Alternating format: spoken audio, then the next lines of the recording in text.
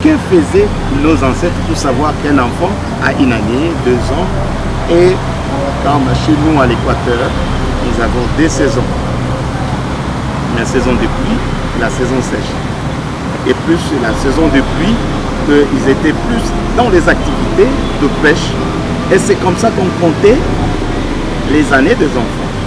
Il est né en telle année, donc en telle période de la saison de pluie, et attendons la prochaine saison de pluie pour que l'enfant puisse faire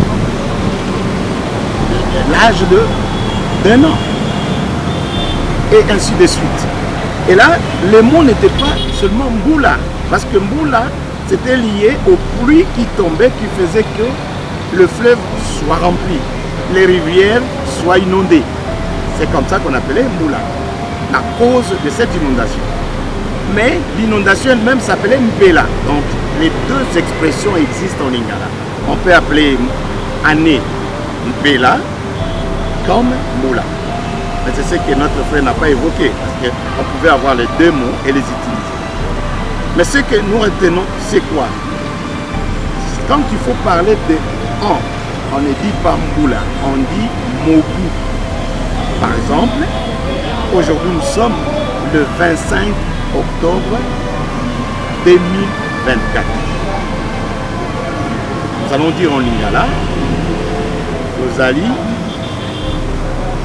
na mokolo ya tukumi bale na mitano, sanza ya zomi na mobu, koto ibale na tukumi bale na mine.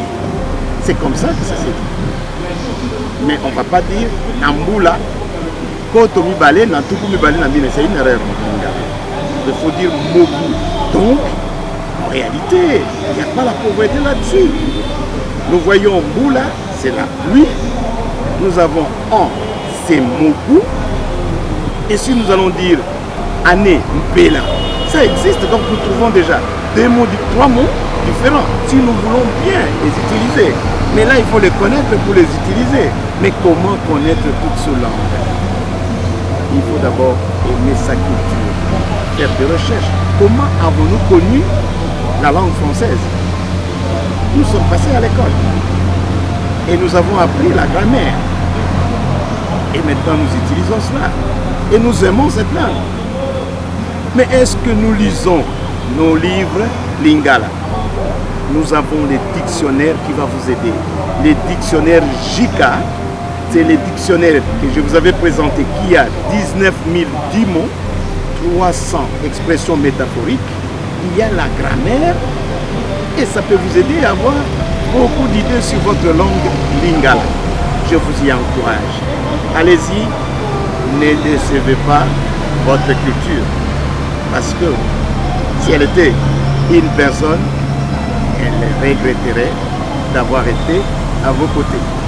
J'espère bien pour tous les lecteurs, tous les lingalophones, ils aimeront acheter ces dictionnaires pour qu'ils puissent découvrir la richesse qui s'y trouve. Même l'histoire de la langue lingala est détaillée dans l'avant-propos de ces dictionnaires.